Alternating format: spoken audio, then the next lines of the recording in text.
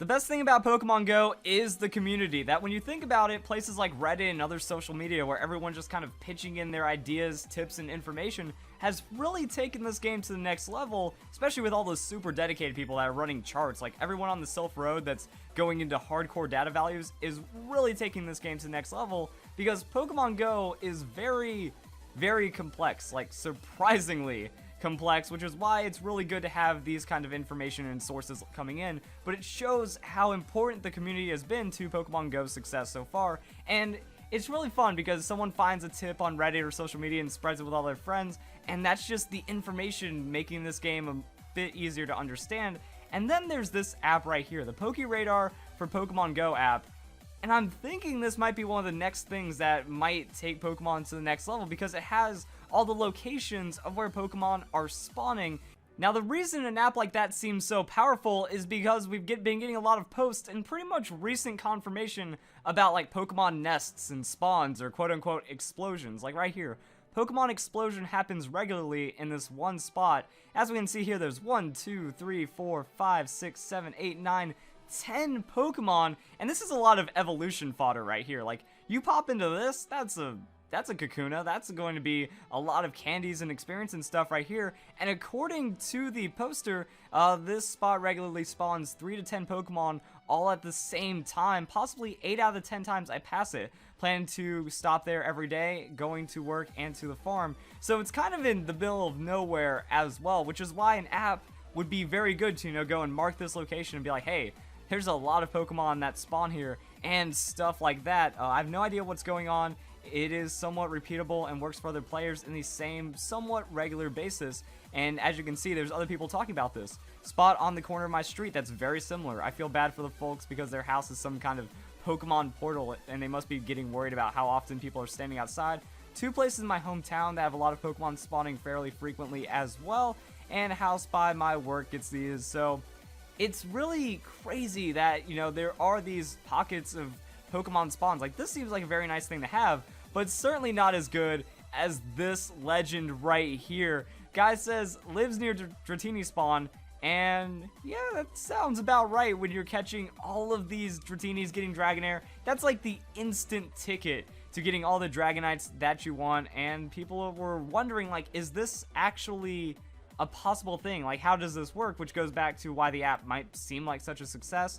Same right here, you know, they call me the mother of Dragonites, says guy who has caught 3 Dragonites, and that's because, you know, when you live on the Dratini farm, it's not too difficult. It requires a lot of grinding and stuff, but it's kind of confirming, you know, right here. So rare Pokemon nests really do exist, and that's kind of this idea confirming like, that there's tons of Pokemon that can be found in the same area, even rare Pokemon, and this has gotten 163,000 views. So going back to this whole app idea, you pretty much say, found a Pokemon here, and then it's up to the community to stop it from getting worse. Like, they can upvote, like, yes, this is true, or something like that, and that's why I have their website open as well.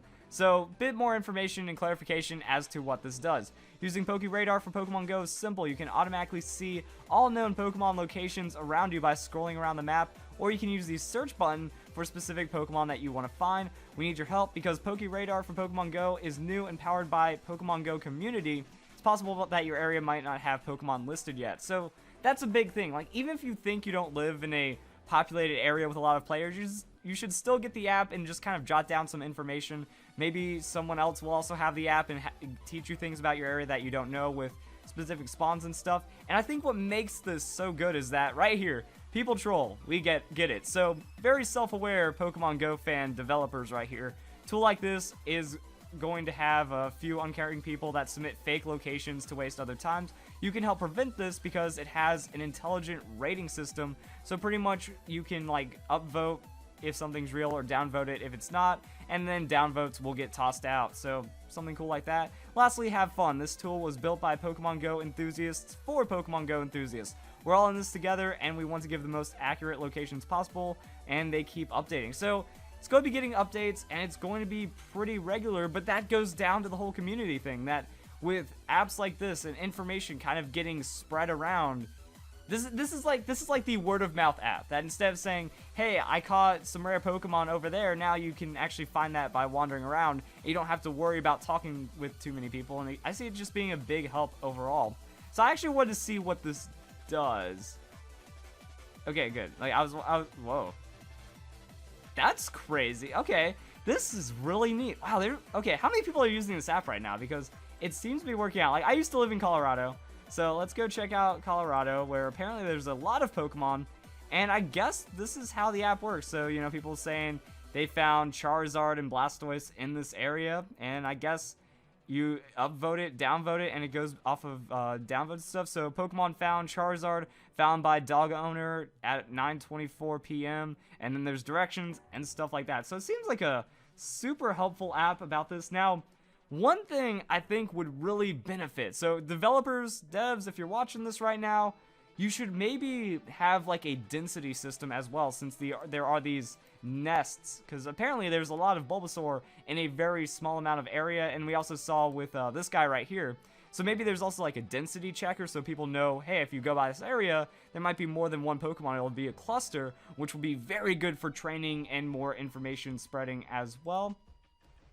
I wanted to zoom out and check my local area, because I live near Seattle. So yeah, I know there's wow, Portland is also just lit up. So this app is getting some usage, which is pretty cool, and you can see where people are catching what Pokemon, and I think you can like use your groups as well. Like if you and your friends are running around downtown or in a city or just anywhere, you know, you all get to throw up your votes and say, yeah, like this is real. We have Pokemon being found in this area. I'm wondering, all right, so Charizard found here, 0 helpful, 0 votes, and found by X person right here. So it will help like just kind of sort out people that are trolling and stuff like that. I'm familiar with downtown Seattle, so cool stuff to me. Ooh, Vaporeon.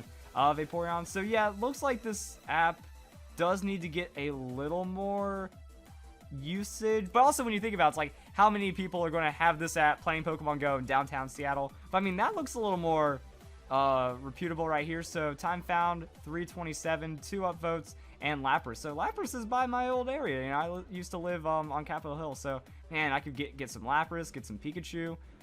2 votes, 66% helpful. So someone said yes, someone said no, and then the other person that submitted said yes.